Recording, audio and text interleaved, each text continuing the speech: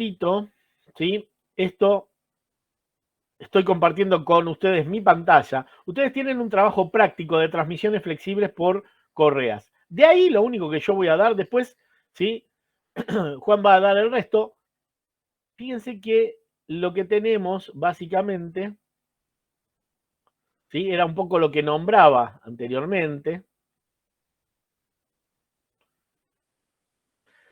Bien, lo que vamos a tratar de determinar en este trabajo práctico es cuál es la selección de la correa que vamos a utilizar. Las correas transmiten potencia y por lo tanto, ¿sí? Lo que uno tiene que hacer es ver cuál es la potencia que puede transmitir.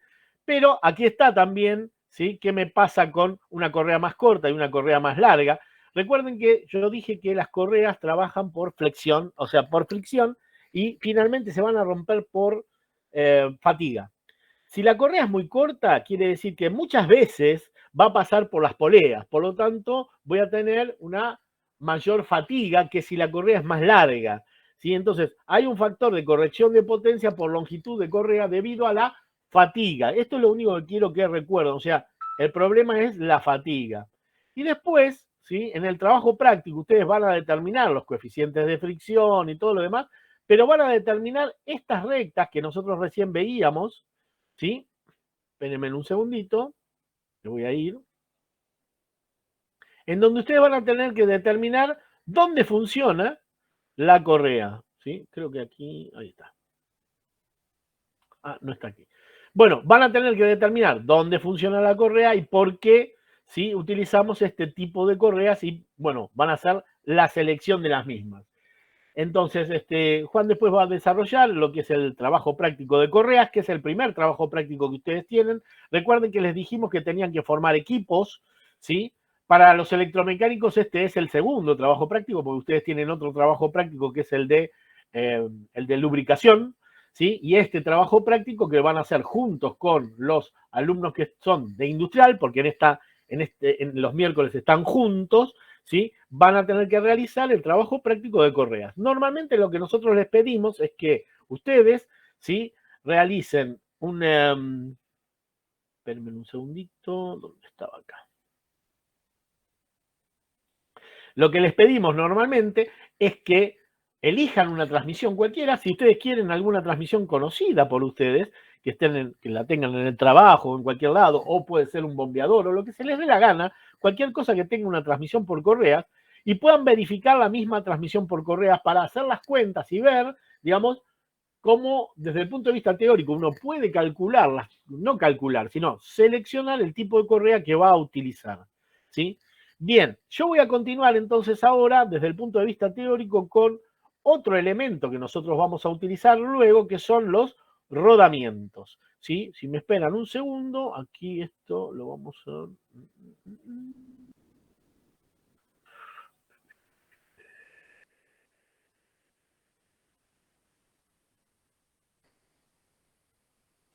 Acá está.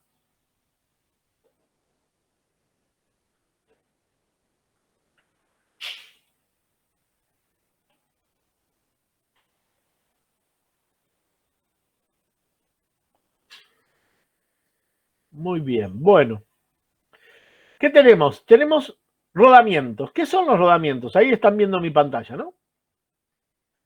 Los rodamientos son elementos que me van a permitir hacer que un eje pueda girar con la menor fricción posible para que no tenga un desgaste de energía, digamos, y de calor. Y esto se puede hacer por medio de distintos tipos de rodamientos. Los rodamientos tienen, a diferencia de otros tipos de cojinetes, nosotros tenemos distintos tipos de cojinetes. Están los cojinetes que se llaman cojinetes de fricción, ¿sí? Que en realidad no son más que algún elemento que me va a permitir, ¿sí? Que mi eje pueda girar, ¿sí? En un alojamiento, pero los coeficientes de fricción en realidad tienen la característica, como su nombre lo indica, que tienen cierta fricción, ¿sí? De hecho, incluso se lubrican para que tengan menor fricción y además se usan elementos o materiales que tienen un bajo coeficiente de fricción para tener el menor coeficiente de fricción posible.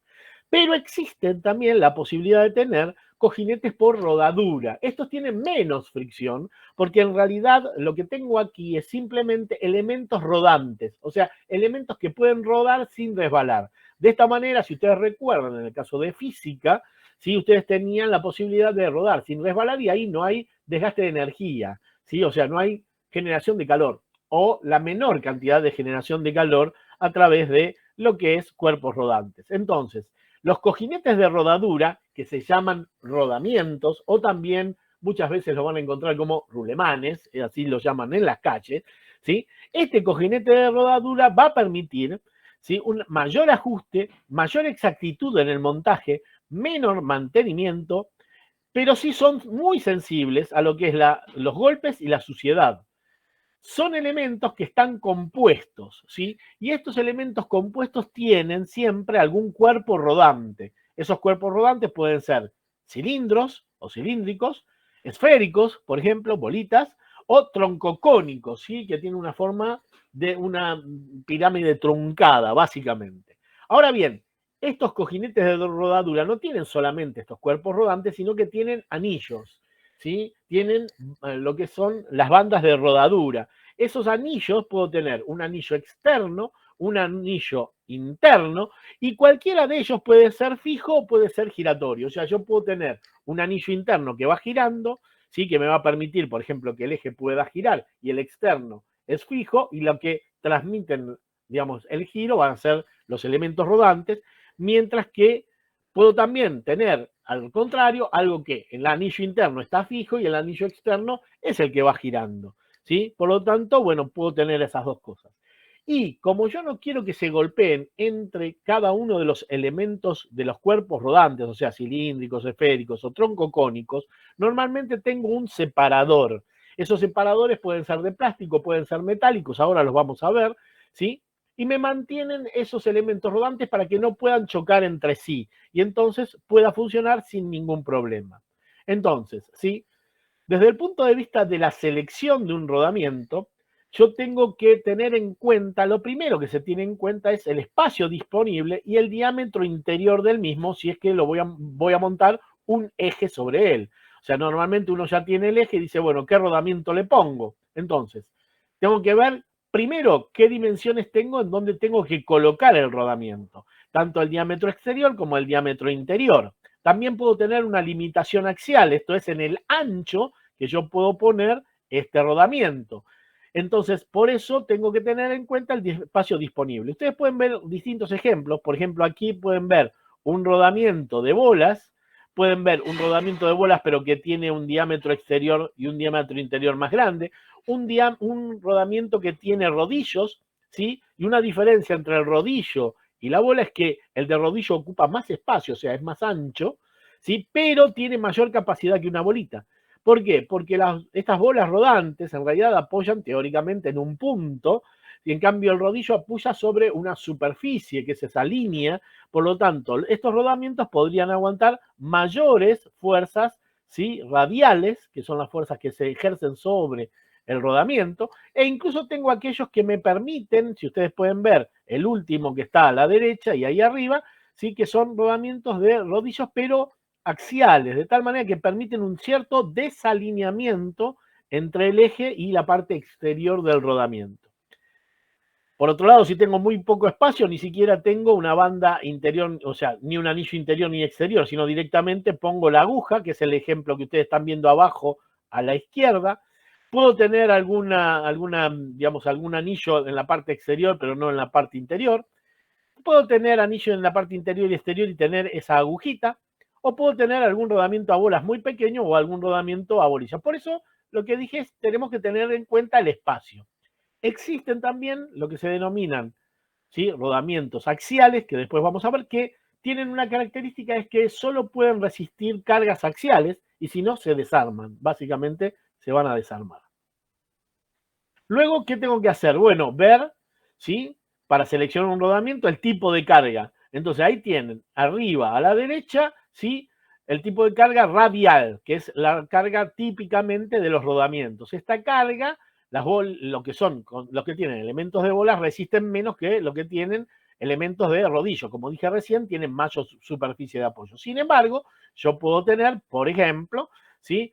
Un rodamiento a bolas que puede tener dos dos hileras de bolas que va a poder resistir. O sea, que va en función de esto. Pero en general, digamos, el rodamiento a rodillo va a aguantar mayor carga axial que un rodamiento a bolilla, ¿sí? Y abajo pueden ver distintos tipos de cargas, o sea, todos esos rodamientos pueden resistir ciertas cargas radiales y, fíjense, abajo, ahí tienen lo que denominamos recién, digamos, rodamientos de tipo axial. Solo pueden resistir cargas axiales. Como pueden ver, acá está invertido. Tienen un anillo arriba, un anillo abajo y las bolitas que están en el medio. Esto se puede desarmar. Si yo lo empujo de costado, se desarma totalmente y esa es la característica que tienen. O sea, son rodamientos que solo pueden resistir cargas axiales. Estos rodamientos, por ejemplo, están en el embrague, estos rodamientos están en las puertas, ¿sí? Porque solo resisten cargas axiales y no resisten cargas radiales. Las bolas de contacto, digamos, angular pueden resistir combinaciones de cargas radiales y axiales y existe también la posibilidad, ¿sí? Fíjense acá, de tener cargas combinadas. Entonces, por ejemplo, un rodamiento a bolas que tiene lo que se llama contacto angular, o sea, la bolita tiene un contacto que no es vertical, sino que tiene cierto ángulo, puede resistir cargas radiales y también ciertas cargas axiales bajas. El que tiene doble bolita, ¿sí? Puede resistir cargas radiales, pero también puede resistir cargas axiales en ambos sentidos. Y los que tienen rodillos, pero fíjense que en este caso, ¿sí? Son de tipo, digamos, están puestos de una manera determinada, pueden también resistir cargas radiales y cargas axiales. Hay unos rodamientos especiales, que son los rodamientos que se llaman Tinken, que pueden resistir muy altas cargas axiales y también pueden resistir cargas radiales. Bueno, todo esto ustedes lo tienen, pueden leerlo, ¿sí? Lo que yo estoy haciendo acá es simplemente un resumen de esto de, bueno, cuáles son las cargas. Y por, digamos, cómo voy a ir seleccionando un rodamiento. Otro de los elementos para seleccionar un rodamiento es la desalineación angular. Hay rodamientos que no permiten desalineación angular, en cambio otros sí. Lo que están viendo aquí, estas figuras, permiten un cierto desalineamiento angular. Esto quiere decir que el eje no tiene que estar perfectamente perpendicular, ¿sí?, al rodamiento. Igualmente no son muy grandes los ángulos que se permiten, 1 grado, 2 grados a lo sumo, no más que eso, ¿sí?, pero permiten cierto funcionamiento, ¿sí?, con una desalineación angular. Por otro lado también, además de esto, tenemos que tener en cuenta que uno va a seleccionar los rodamientos y esto está en el cálculo del rodamiento y está dentro de los cálculos que hacen en cualquier página. Si ustedes van a alguna página de SKF, NSK, cualquiera de los fabricantes de rodamientos van a verlo, tienen límite de velocidad. O sea, y el límite de velocidad está basado, básicamente, en el tipo de lubricación y no en el tipo de rodamiento que tenga. O sea, la lubricación me dice, por ejemplo, lubricación líquida va a bajas velocidades, las lubricaciones, ¿sí?, más de pasta o grasa van a altas velocidades. Entonces, bueno, por esas cuestiones tienen algunos límites de velocidad. Y después tenemos algunas cosas muy especiales, que es según la precisión que yo necesite o funcionamiento silencioso. Por ejemplo, en el caso de los motores eléctricos, si no le ponemos un rodamiento de funcionamiento silencioso, hace mucho ruido. Los rodamientos se escuchan porque el motor eléctrico prácticamente no hace ruido. Ahora, en otras aplicaciones donde tenemos ruido de todas clases, incluso engranajes, digamos, no necesitamos poner un rodamiento de funcionamiento silencioso. Por supuesto que cuanto más precisión y funcionamiento silencioso necesito, más caro va a ser el rodamiento. Bien, hay otros ítems en donde uno tiene que, digamos, que tiene que utilizar para buscar un rodamiento, sí, pero son más secundarios. Por ejemplo, rigidez, desplazamiento axial, el montaje y el desmontaje, o sea, cómo se va a hacer el montaje y el desmontaje del mismo, la lubricación que voy a utilizar y otro factor importante, la temperatura. O sea, no es lo mismo trabajar en una, no sé, en una cámara criogénica que está a 20 grados bajo cero que trabajar, ¿sí?, a 60 grados sobre cero o de trabajar, digamos, porque, ¿qué va a pasar? Aquí también, otra vez, la lubricación y la temperatura tienen que ver. O sea, ¿por qué? Porque, bueno, según el tipo de lubricante que esté utilizando, voy a poder trabajar a bajas temperaturas y a altas temperaturas sin que varíe la lubricación. ¿Y por qué esto es importante? Porque en estos rodamientos la lubricación es fundamental para que el elemento rodante pueda rodar sin resbalar. Si eso no pasa, finalmente va a terminar rompiéndose o degradándose tanto las superficies de contacto exterior e interior del elemento de rodadura y el mismo elemento de rodadura. Entonces, bueno, aquí tienen algunos elementos. Aquí podemos ver entonces, ¿sí? Como les dije, le iba a presentar rodamiento a bolas. Esto es un rodamiento a bolas. Como ustedes pueden ver, en la figura de la izquierda está armado, tiene, ¿sí?, lo que es el anillo exterior, el anillo interior, tienen las bolitas, que son los elementos rodantes, y el separador, que les va a permitir que estén separados estos elementos rodantes y no se peguen entre sí. Entonces, aquí lo tienen, aquí tienen el elemento separador a la derecha, por ejemplo, y tienen aquí, en el medio, la posibilidad de tener sellos para que este rodamiento tenga una lubricación interna, pero no dependa de lubricaciones externas. Por lo tanto, esto viene ya lubricado de fábrica, ¿sí? Si se rompen esos sellos, por ejemplo, bueno, ahí sí perdería la lubricación y se rompe el rodamiento. Pero hay rodamientos que traen lubricación desde la fábrica y nosotros no tenemos que ponerle absolutamente nada. Y esto es un rodamiento a bolas.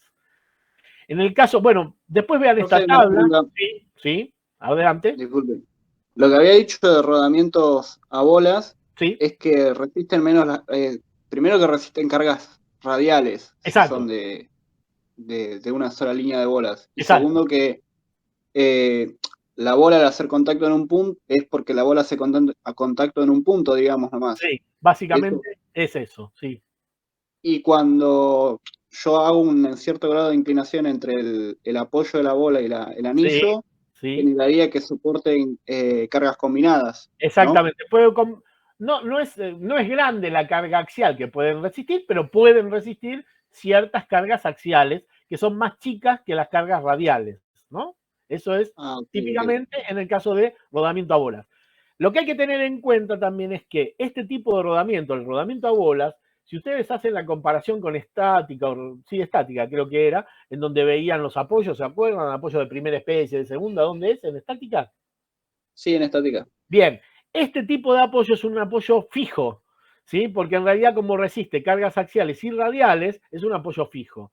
Mientras que un rodamiento de rodillo, ¿sí?, de rodillo puro, ¿sí?, no de rodillo, no de rodillo troncocónico, sino de un rodillo puro, en realidad es un apoyo de, digamos, de primera especie, que es un apoyo que solo resiste cargas radiales y no cargas axiales, por lo tanto puede moverse axialmente. Entonces, ¿cuál es la cuestión? Si yo tengo un eje en donde tengo que poner rodamientos, si yo pongo dos rodamientos de bolas, no le permito que el eje pueda moverse axialmente, ¿sí? Y puede producirse un problema cuando hay alta temperatura porque tiende a pandearse.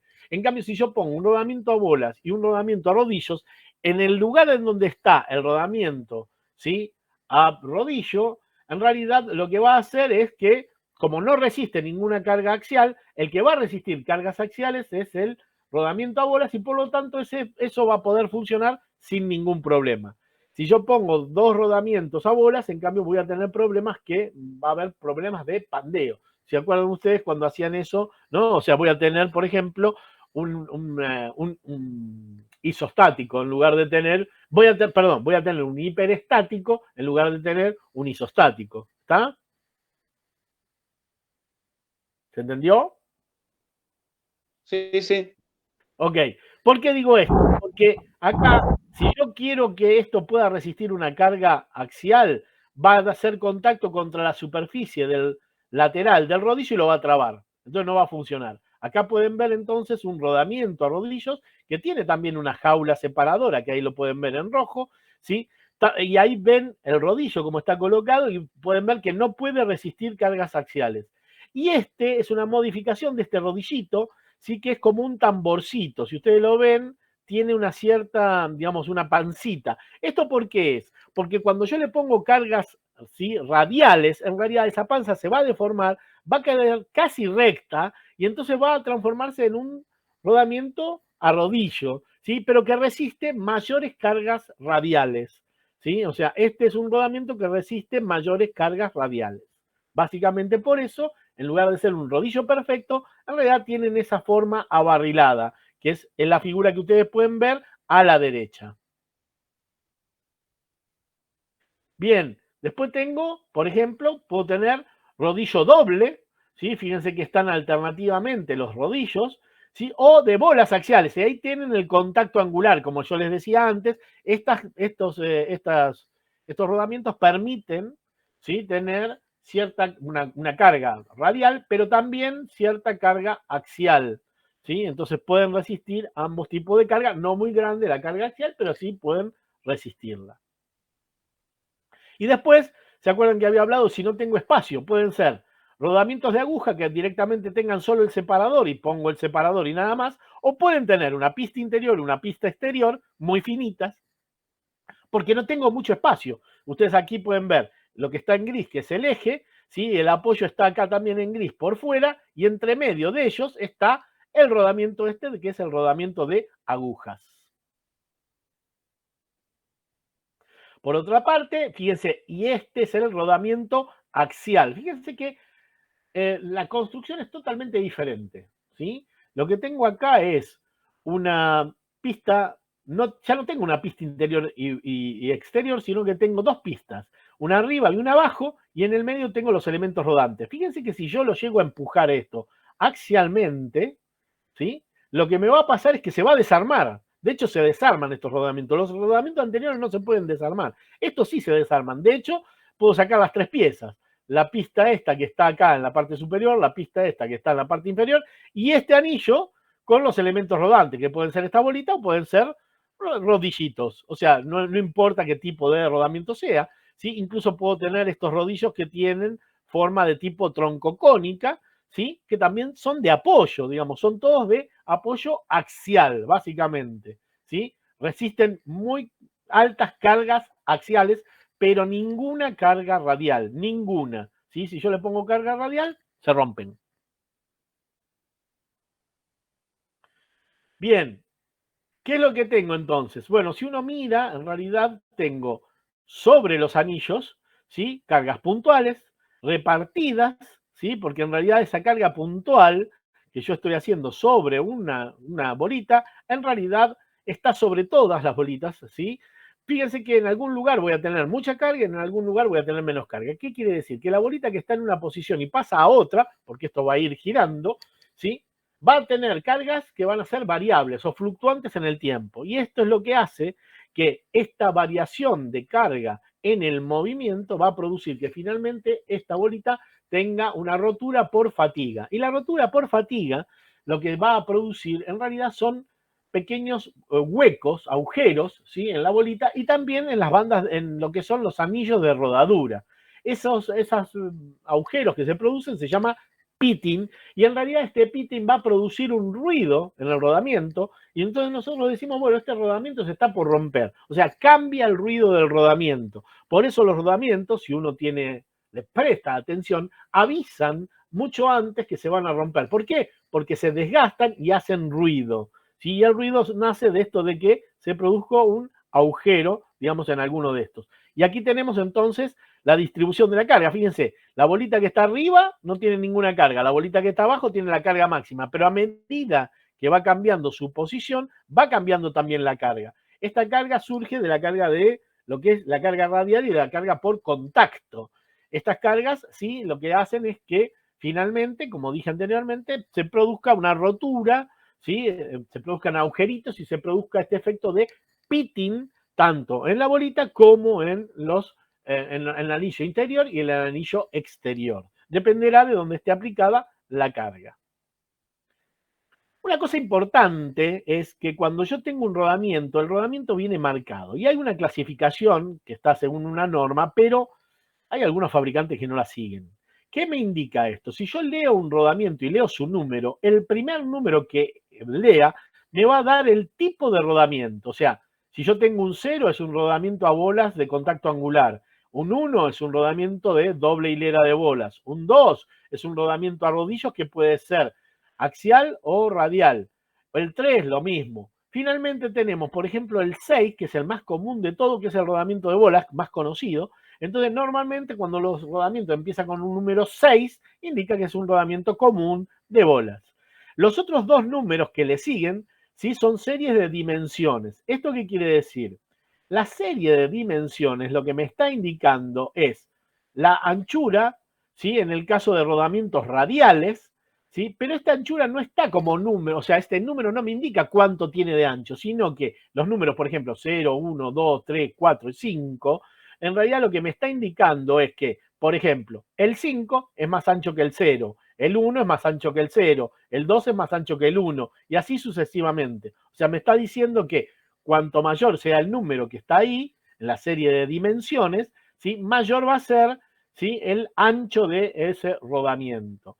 Y después tenemos, ¿sí?, también el tamaño del rodamiento que está en los otros dos números que le siguen, que me va a dar en realidad el diámetro exterior, el diámetro sobre 5, o sea, me va a indicar este D, ¿sí?, me va a indicar cuál es el diámetro exterior. Y otra vez, voy a lo mismo, no me indica el diámetro exterior, sino que los números me van indicando, ¿sí?, cuán grande es uno u otro. Y acá cambia un poquito, porque el 8, por ejemplo, tiene un diámetro exterior más chico que el 9, ¿sí? El 0 tiene un diámetro más grande que el 9, el 1 tiene un diámetro más grande que el 0, el 2 tiene un diámetro más grande que el 1, el 3 tiene un diámetro más grande que el 2 y el 4 tiene un diámetro más grande que el 3. Esto haciendo, ¿sí?, que si yo tomo el diámetro exterior, lo divido por 5, en realidad me dan estos números, 1, 2, 3, 4, 0, 9 u 8.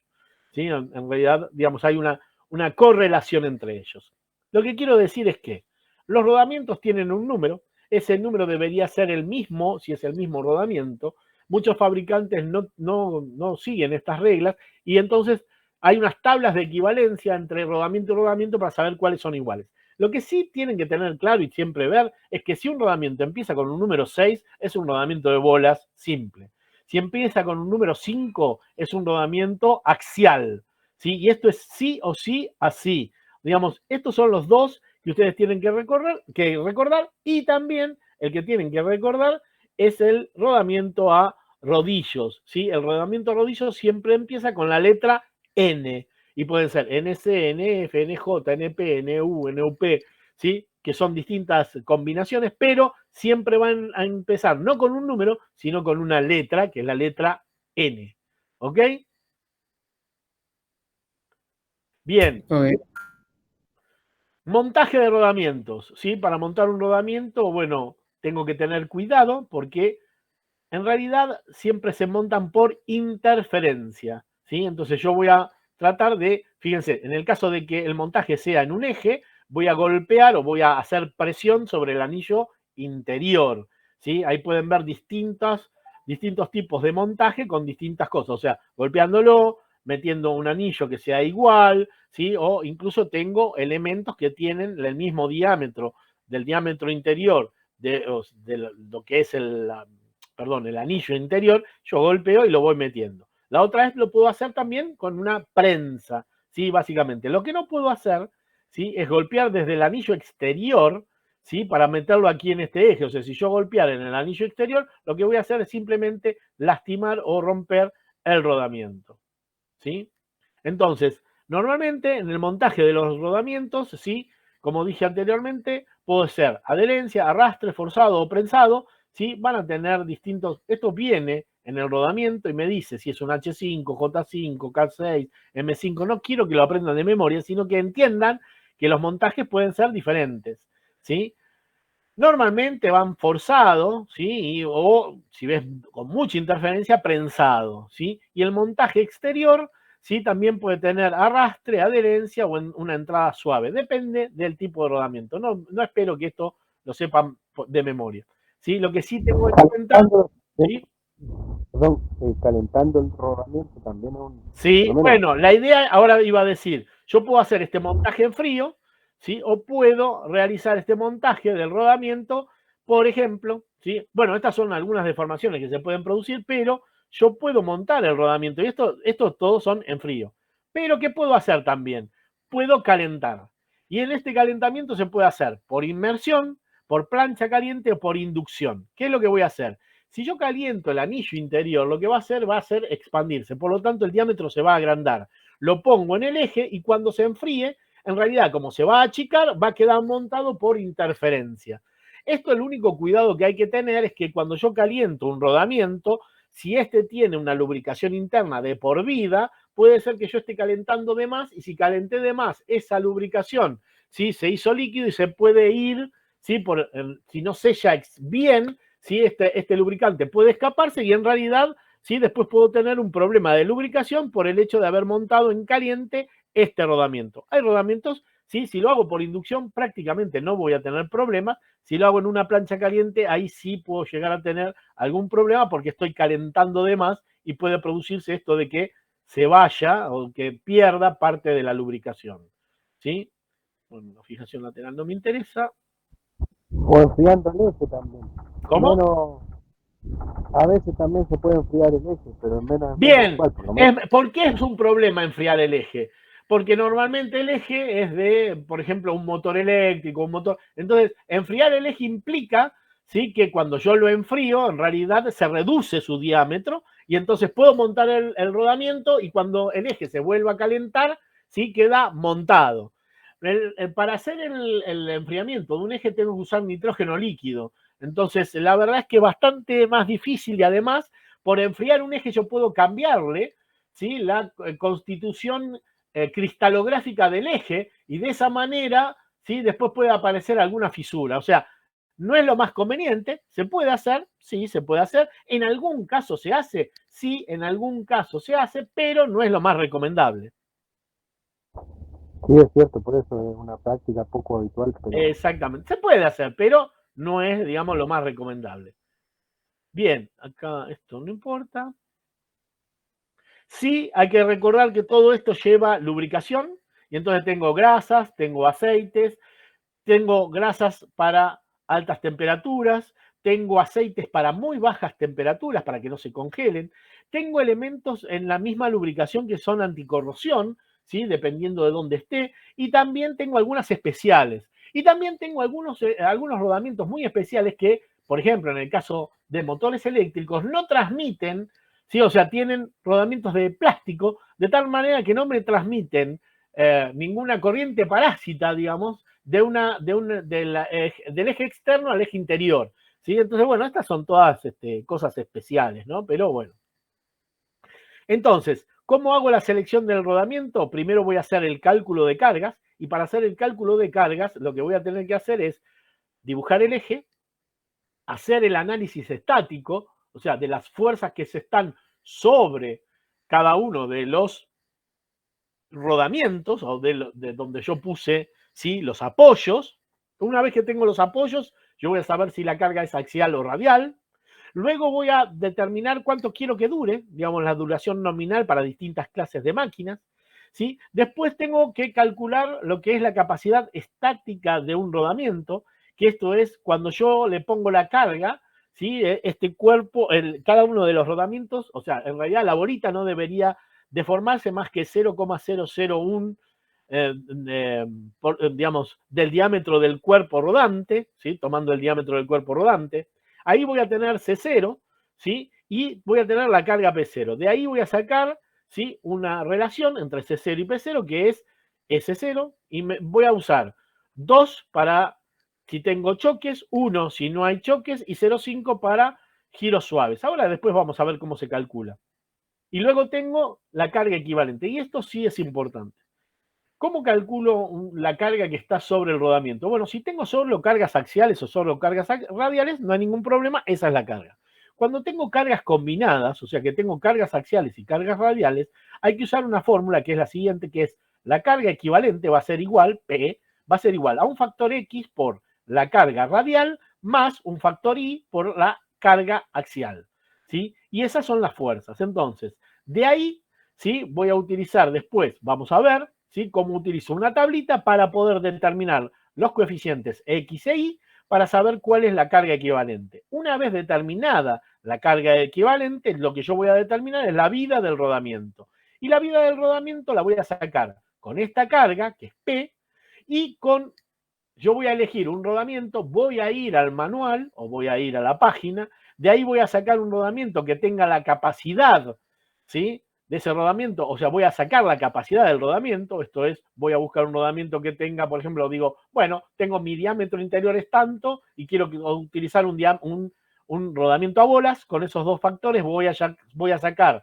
de una tabla el valor de C, hago C sobre P y lo multiplico por P, que es un factor que en realidad P vale 3 para los rodamientos a bola y 3/4 para los rodamientos, 10 tercios para los rodamientos a rodillo, y de ahí saco la vida, ¿sí?, el L10, que es la vida de mi rodamiento, que está en millones de ciclos. Si yo quiero saber en horas, ¿sí?, tengo el L10H, que es 1.000.000 de ciclos dividido 60 por N, siendo N el número de vueltas que yo tengo, y C sobre P, que es el mismo valor que usé anteriormente. Esto después lo vamos a ver para que ustedes vean. Yo ahora estoy dando, digamos, para que tengan idea de que se calculan, digamos, de esta manera. O sea, los rodamientos no se calculan, sino que se seleccionan. Entonces, si ustedes me esperan un minutito, yo voy a salir de aquí. Ahí está. Ahí estamos.